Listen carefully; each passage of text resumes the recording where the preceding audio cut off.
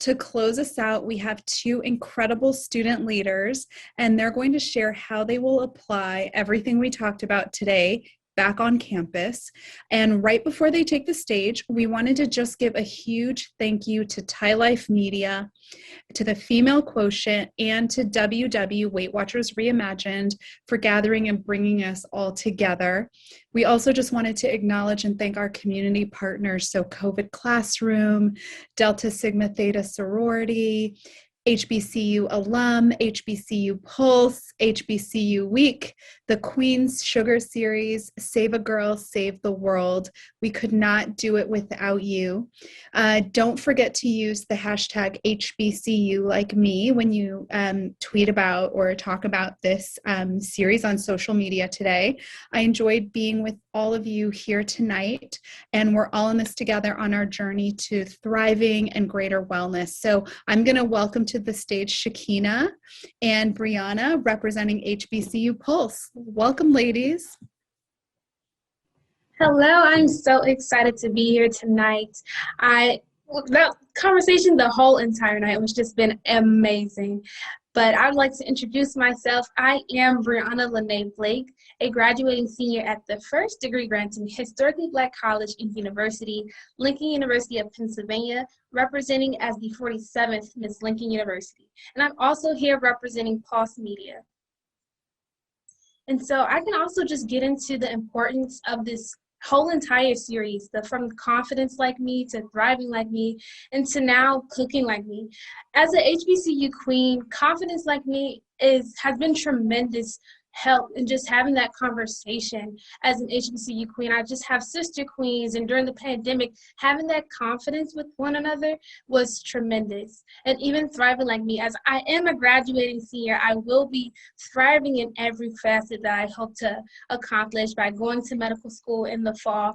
And then Cooking Like Me, I learned so much from tonight's conversation, like prioritizing your wellness in a pandemic and being healthy on a budget, and overall having that mindset, movement, sleep, and nutrition. So thank you guys for having me, and I would love to just shout out to all the HBCU students and to promote this healthy wellness journey for all. Oh my gosh, Brianna, I could not have said it better. And I think you captured how we all felt tonight, because I'm definitely walking away feeling so inspired. And also just shout out to you. Unbelievable. Congratulations.